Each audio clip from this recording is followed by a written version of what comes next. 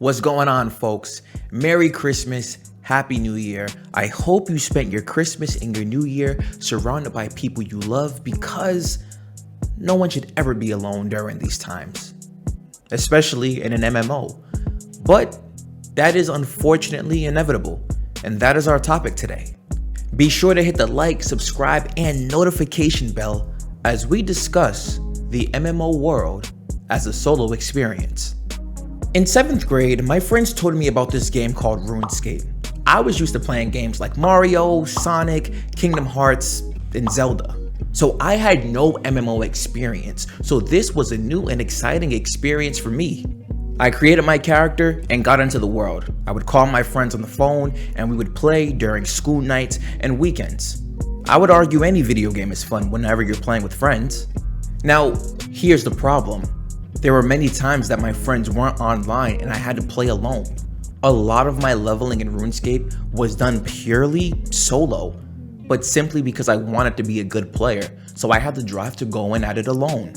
Now, obviously, I met randoms in the game and made friends just like any other MMO. I even gave some of these people my phone number at the time. Yo, do not do that. Ashes of Creation is a game that relies heavily on player interaction.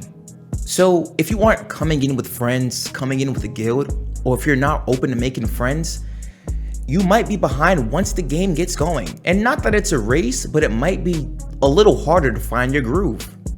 I cannot stress this enough. I strongly encourage you to get in with the community before Ashes of Creation releases. That could be the Ashes Discord, that could be a creators community, that could be the forums, that could be finding some like-minded people, just so you can have the best Ashes of Creation experience once it releases. And hey, no hate if you want to play solo.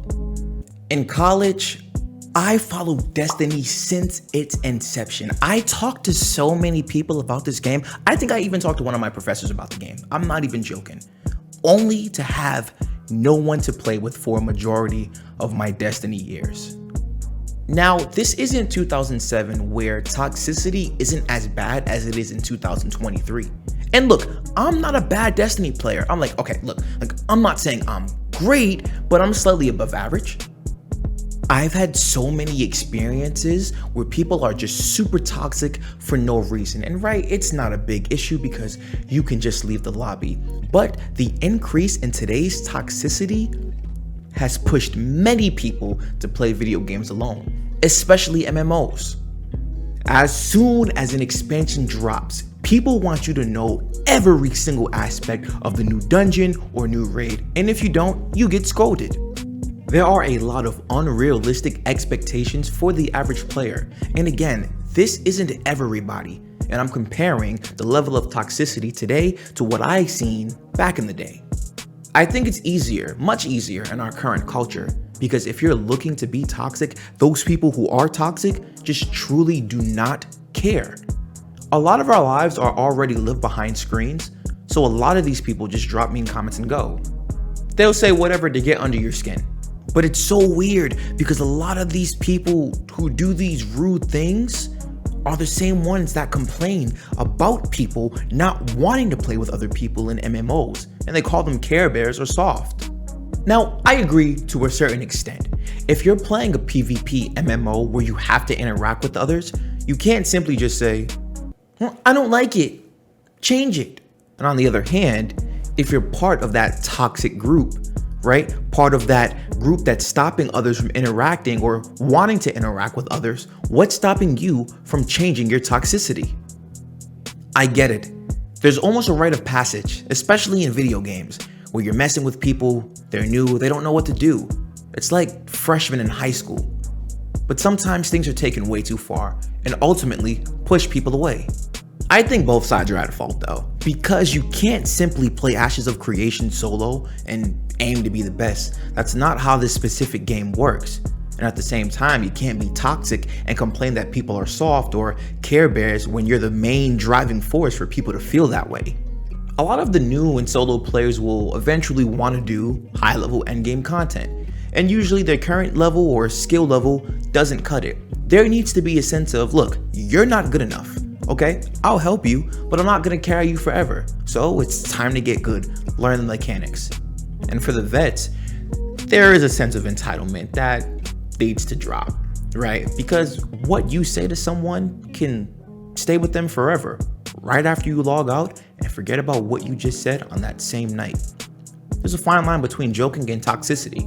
And at the end of the day, it's a video game. Come on, dude.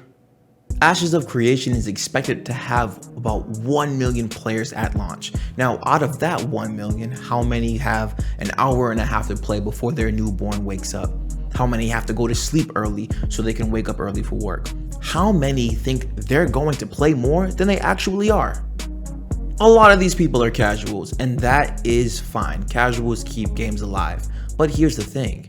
If you're casually playing on your own, how many friends do you have that are actually casually playing? Do you have friends that are casually playing? And do you want to continue to casually play to keep up in this hardcore world? Let's say you're fine with the PvP aspect of the game and you're a casual player. Do you think, say, when the game is out, and 6 months into the game's life, that you're going to be able to compete at a level that you're comfortable with? How many people pick up games, put them down, and pick them back up? Look, I'm really big on protecting the community that we're all a part of here. I think we all want Ashes of Creation to succeed, so it's important for us to create a safe space for people to feel comfortable. Now look, dog, no. I'm not saying you can't joke. Joke, please. I'm also not saying we need to coddle to everyone's feelings. No. But I mean, if you're PKing for a few hours, that's kind of toxic. So look, if you want to be toxic, if you want to hurt people's feelings, think of it like this. A majority of those people are just probably casuals, and they're going to make up the foundation of the game. If you alienate those folks, they're not going to want to play, and then we're not going to have a game to play. Think of it like a master scheme of like your evil plan, like you're being nice so you can keep these people playing, so you have a game to play. And if people want to play solo, let them. Give them a hand when they need something. And if someone chooses to be toxic, well, toilet paper their house, ruin their credit score, burn their crops.